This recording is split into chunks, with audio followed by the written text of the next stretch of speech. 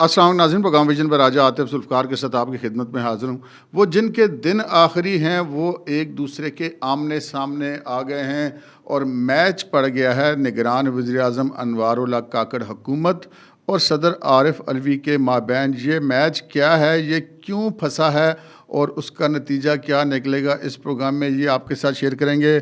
और इमरान खान और उनकी अहलिया बुशरा बीबी पर 190 मिलियन पाउंड केस या अल-कादिर ट्रस्ट केस में फ़र्द जुर्म बिल आखिर आयद कर दी गई है। वहाँ पर जज साहब का और इमरान खान का एक दिलचस्प मुकालमा भी हुआ है।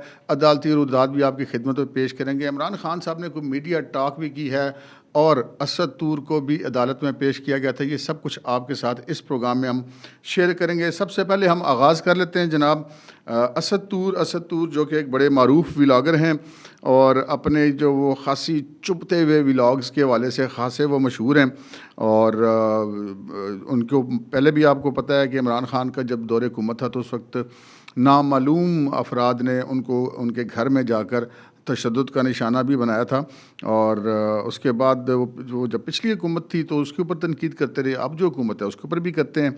लेकिन बहरहाल उनको गिरफ़्तार किया गया और गिरफ़्तार किया उनको FIA ने। पहले उनको नोटिस भिजवाए गए थे, 2 उन नोटिस पर असद तूर जो है वो पेश हुए थे।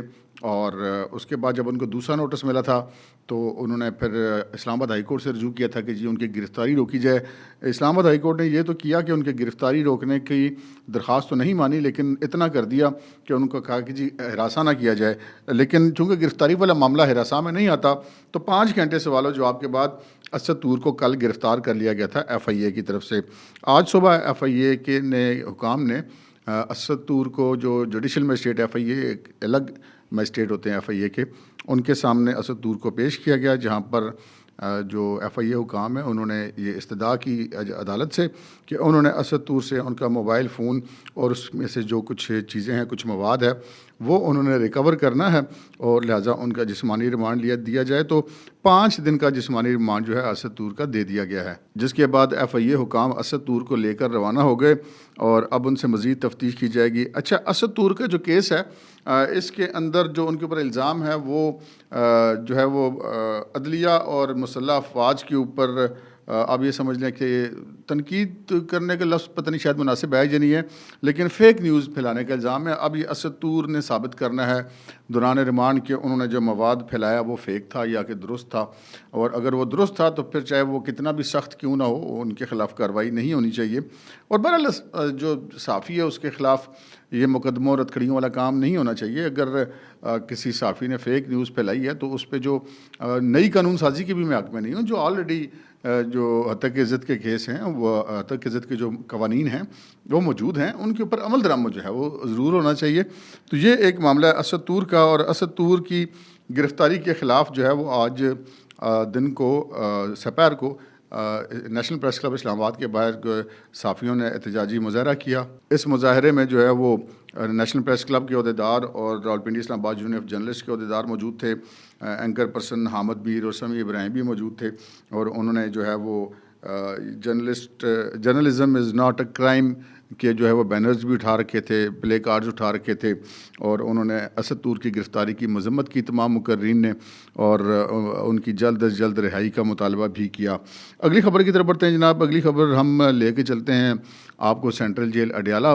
सेंट्रल जेल अडयाला के अंदर आज केस की समाअत होना थी 190 मिलियन पाउंड की।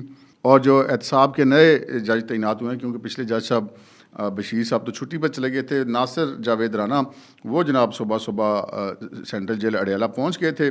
और ये अब मैं आपको बताऊं कि वहाँ पर हुआ क्या। वहाँ पर हुआ ये कि 10:46 तक जो है वो कोई पता नहीं चला कि क्या हो रहा है क्या नहीं हो रहा। और उसके बाद जज साहब ने पूछा कि जी मुल्ज़मान को पेश किया जाए। मुल्ज़मान पेश हो गए। उसके बाद उन्होंने कहा कि इनके वकला के, उन्होंने कहा जी वकला को तो अभी अंदर ही नहीं किसी ने आने दिया। तो फिर जज साहब ने मैसेज भेजा और सेंट्रल जेल अडयाला के गेट से इमरान खान के वकला को 10:46 पर एंट्री दी गई। और उसके बाद जब वो अदालत में पहुँचे तो उसके बाद उन्होंने मुशावरत वगैरह की इमरान खान और बुशरा बीबी से, उनके वकला ने। और मीडिया के लोग अभी भी अंदर नहीं बुलवाए गए थे। और 11:30 बजे मीडिया के जो लोग थे, रिपोर्टर्स थे, उनको इजाज़त मिली कि वो अंदर जा सकते हैं अडयाला जेल के अंदर अदालत में। वो फिर 11:30 बजे वहाँ पे पहुँचे। जिस वक्त रिपोर्टर्स वहाँ पे पहुँचे तो उस वक्त केस का पहला सेशन जो है वो समाप्त हो चुकी थी और जज साहब टी ब्रेक पर जा चुके थे। और इस दौरान वहाँ पे जो मंज़र था वो ये मंज़र था कि इमरान खान और बुशरा बीबी अपने वकला के साथ बैठे हुए मशवरा कर रहे थे, सलाह मशवरा। जो कम्युनिटी हॉल है सेंट्रल जेल अडयाला के अंदर, उसके अंदर ये कोर्ट रूम बना हुआ है। और जबकि जो नैब का स्टाफ था वो जो अदालत का स्टाफ है उनके साथ जो फ़र्द जुर्म की तहरीर है वो मुरतब करवा रहा था। उसके बाद फिर जज साहब आए वापस, उन्होंने समाअत शुरू की और मुल्ज़मान को उन्हें बुलाया गया। इमरान खान और बुशरा बीबी वहाँ पर पेश हुए। जब पेश हुए तो जज साहब ने, चूँकि इमरान खान साहब बैठे हुए थे अपने वकला के साथ, तो जज साहब ने इमरान खान साहब को कहा कि खान साहब आ जाएँ जनाब। उनकी मुराद ये थी कि कटहरे में आ जाएँ। तो इमरान खान साहब जो है वो उन्होंने कहा जी मैंने क्या आना है, मुझे पता है जो भी सारा कुछ होना है यहाँ पे, जो कुछ भी करना है मुझे सारा कुछ पता है। तो जज साहब मुस्कुराए, उनका खान साहब आ जाएं और आपकी जो वो है ना वो दांतों वाली जो दरख्वास्त है इलाज वाली वो हमने मंजूर की हुई है, तो इस एतवार को तो नहीं, शायद अगले एतवार तक जो है वो आपका वो मामला भी हल कर दिया जाएगा। उसके बाद ये वहाँ पर पहुँचे कटहरे में, जो बुशरा बीबी और इमरान खान है, जिसके बाद उनके ऊपर जो फ़र्द जुर्म थी वो पेश की गई अदालत जज साहब के सामने। जज साहब ने वो फ़र्द जुर्म पढ़ी और इमरान खान और बुशरा बीबी को खड़ा करके, और उसके बाद उन्होंने कहा कि जी आपके ऊपर ये इल्ज़ामात हैं, तो आप क्या इस जो सेहत जुर्म है उसका इकरार करते हैं, जिस पर जो बुशरा बीबी और इमरान खान दोनों ने सेहत जुर्म से इनकार कर दिया।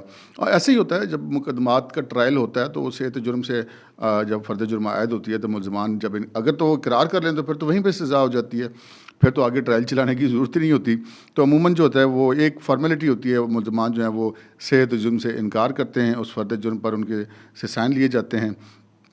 और फिर उसके बाद जज साहब ने जो आइंदा समाअत पर 5 गवाहान जो हैं इस मुकदमे के, उनको तलब कर लिया अदालत में। अब इसकी जो आइंदा समाअत है वो 6 मार्च को होगी।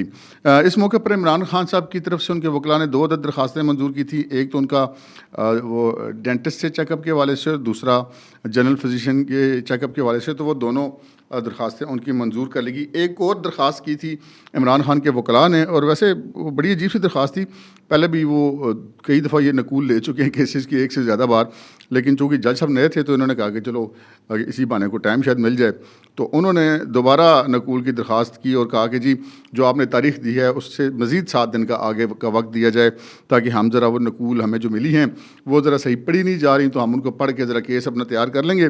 तो जज साहब ने फरमाया कि जी हम आपको पहले ही बहुत सारा वक्त दे चुके हैं, तो अब मज़ीद आपको वक्त जो है वो नहीं दिया जा सकता। इस पर इमरान खान साहब जो हैं वो अपनी सीट से उठे और दोबारा रोस्टम की तरफ आए, और उन्होंने जज साहब से कहा कि जनाब 8 फरवरी से पहले तो ये पोजीशन थी कि इनको जल्दी थी कि केस चले, यानी कि उनका मुराद प्रोसिक्यूशन से थी, नैब से थी, लेकिन अब चूँकि इलेक्शन वक्शन ख़त्म हो चुका है तो अब हमें जल्दी है कि ये केस चले, तो जल्दी जल्दी इस केस का ट्रायल करें, हमें सज़ा सुनाएं, ताकि जो है हम इस केस में आगे इस केस को लेके जा सकें। तो जज साहब जो हैं वो ज़रा इसको बड़े लाइट मूड में केस को सुन रहे थे। उन्होंने कहा जी ठीक है। बहरहाल उन्होंने कहा कि इस केस की जो आइंदा समाअत है वो 6 मार्च को ही होगी, उसी दिन जो है गवाहान तलब किए जाएंगे।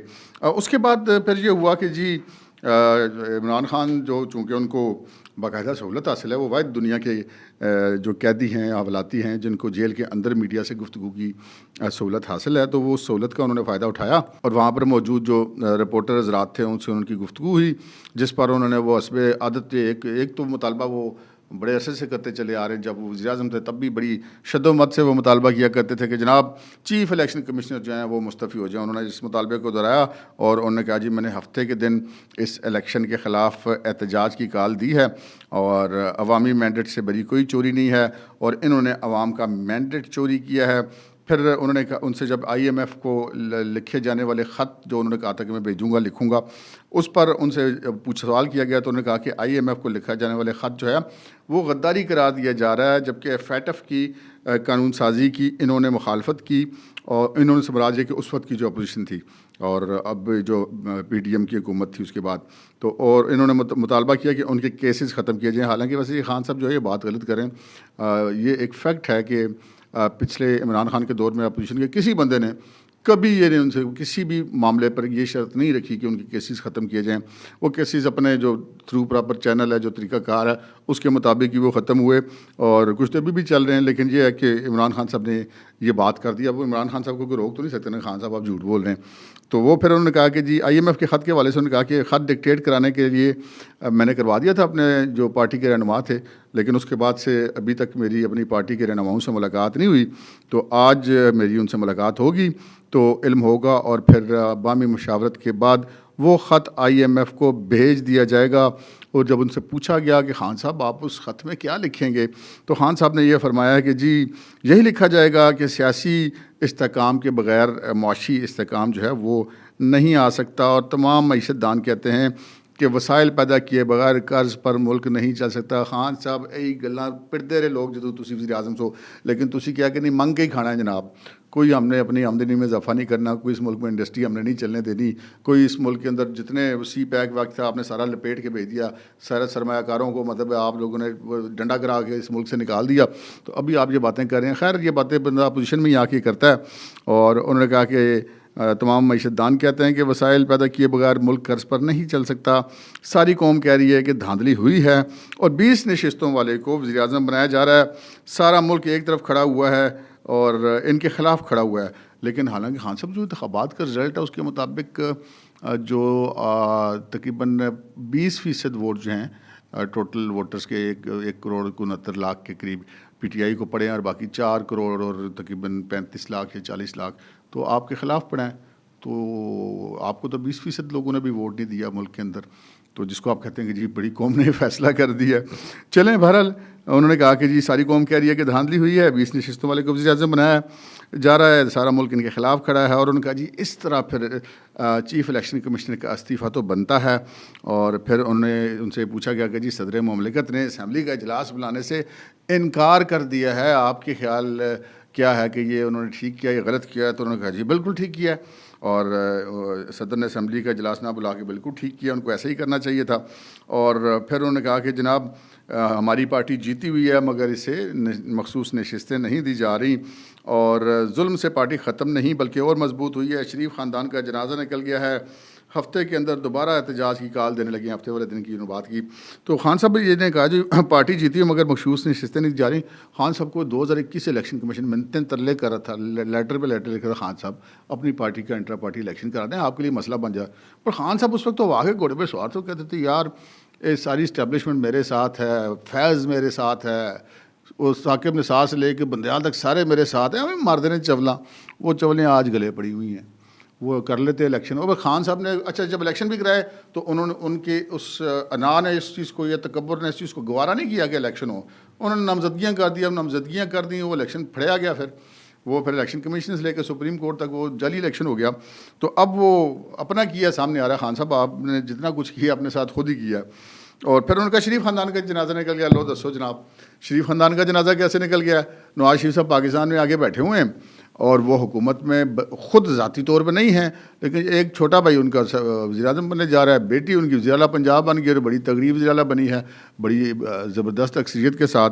तो फिर ये जनाजा कैसे निकलेगा? खान साहब की ये बात मुझे तो वैसे समझ नहीं आई।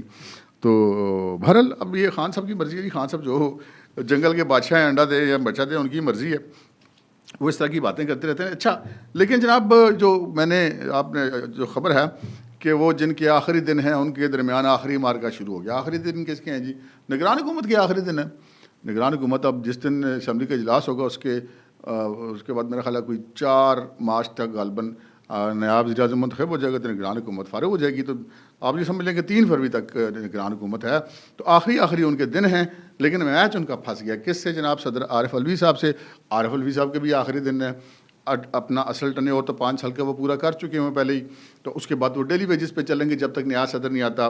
तो अब वो इस चक्कर में है कि किसी तरीके से मैं जो है वो सदर का इंतखाब, नवाब सदर का इंतखाब कैसे नहीं होगा जब इलेक्टोरल कॉलेज नहीं पूरा होगा, यानी कि सैनेट और चारों सूबाई असम्बली और कौमी असम्बली के अरकान पूरे नहीं होंगे। तो अच्छा, तो उन्होंने फिर ये सोचा कि इसका मतलब है कि अगर सैनेट का ऐवान पूरा नहीं होगा तो वो तभी पूरा नहीं होगा कि असम्बलियाँ पूरी ना हों, और असम्बलियाँ अगर पूरी उनका इजलास हो जाते हैं, हलफ उठा लेते हैं, तो वो तो फिर काम ख़राब हो जाएगा। तो आरिफ अलवी साहब के ਜਿਹੜੇ 4 दहाड़े और लगने हैं वो बच जाएंगे। तो उन्होंने जो है वो समरी जो थी वजारत कानून इंसाफ की इलेक्शन के कौमी असम्बली का इजलास बुलाने की, वो उन्होंने मुस्तरद कर दी थी। मुस्तरद करने के बाद जनाब अब ये पता चला है कि जी वफाकी को मत गई अकड़। उन्हें क्या जनाब सदर मुमलिकत साहब ये अब ज़राए की खबर मैं आपको बता रहा हूँ, लेकिन ख़बर ये मुस्तनद है। उन्होंने कहा कि जी आपने जो एतराज़ात लगाए हैं ना कि असम्बली का इजलास नहीं बुलाया जा सकता, कि मखसूस नशस्तें नहीं हैं तो इजलास नहीं बुलाया जा सकता, उन्होंने कहा कि आइन के आर्टिकल 91 में कहीं नहीं लिखा कि ऐवान नामुकम्मल हो तो इजलास नहीं हो सकता। ये जो निगरान वफाकी हुकूमत है वो ये कह रही है सदर साहब को, और उन्होंने कहा कि सदर की सवाबदीद और इस्तेकाक है ही नहीं कि वो आर्टिकल 91 के तहत इजलास रोक सकें, और सदर सिर्फ आर्टिकल 54 के तहत मामूल के इजलास को रोक सकते हैं, और ये मामूल का इजलास नहीं, गैर मामूली इजलास है, और ये आइन का तकाजा है। ये उन्होंने सदर को जवाब भिजवाया है, और उन्होंने कहा कि ये कहीं पर नहीं लिखा कि मखसूस नशस्तें ना हों तो इजलास नहीं हो सकता।